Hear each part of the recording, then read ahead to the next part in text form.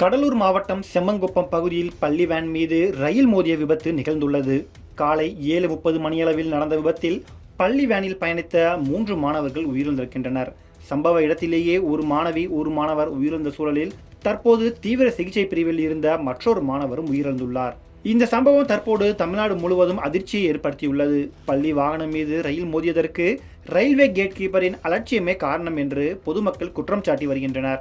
அவர் கடைசி வரை கேட்டை மூடவில்லை என்றும், விபத்து நடந்தபோதும் கேட் கீப்பர் தூங்கிக் கொண்டிருந்ததாகவும் தெரிவிக்கின்றனர் மக்கள். இந்த நிலையில் விபத்து தொடர்பாக கேட் கீப்பர் பங்கஜ் சர்மா கைது செய்யப்பட்டுள்ளார். ரயில் மோதியதில் பள்ளி வாகனம் சுமார் 50 மீட்டர் தூரத்திற்கு தூக்கி வீசப்பட்டுள்ளது. இதனால் பள்ளி வேன் சுக்குநூறாக உடைந்துள்ளது. பள்ளி மாணவர்களின் புத்தகங்கள், கால்களில் அணிந்திருந்த ஷூக்கள் தண்டவாளத்தில் கிடந்தன. இதனை கண்ட பொதுமக்கள் பதைபதைத்து போயினர். இதனிடையே மாணவர்களுக்கு என்ன நடந்தது என்று காப்பாற்றச் சென்ற ஒருவரும் மின்சாரம் பாதித்து மருத்துவமனையில் அனுமதிக்கப்பட்டுள்ளார். இந்த நிலையில் உயிரிழந்த மாணவர்களின் விவரங்கள் வெளியாகி இருக்கின்றன. அதன்படி விஜய சந்திரகுமாரின் மகன்கள் 2 பள்ளி வேனில் பயணித்துள்ளனர்.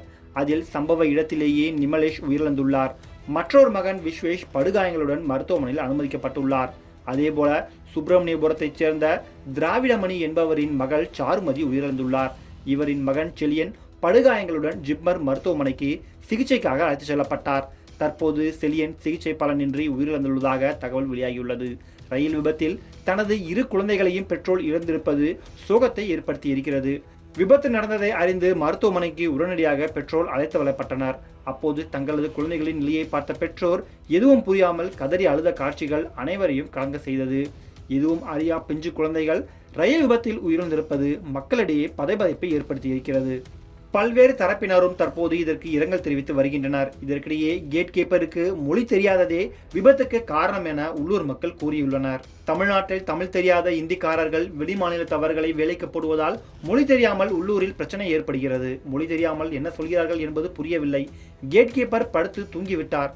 இது போன்ற விபத்துகள் மீண்டும் நடக்கக்கூடாது என்றால் தமிழ்நாட்டில் தமிழர்களே வேலைக்கு போட வேண்டும். நமது வழி நமக்குத்தான் தெரியும். வெளிமாநிலத்தில் இருந்து வருவோருக்கு அது தெரியாது. விபத்தால் பாதிக்கப்பட்டவர்களும் நாங்கள். ஆனால் போலீசார் விபத்தை ஏற்படுத்தியவருக்கு தான் பாதுகாப்பு கொடுக்கிறார் என அப்பகுதி மக்கள் குற்றம் சாட்டி வருகின்றனர்.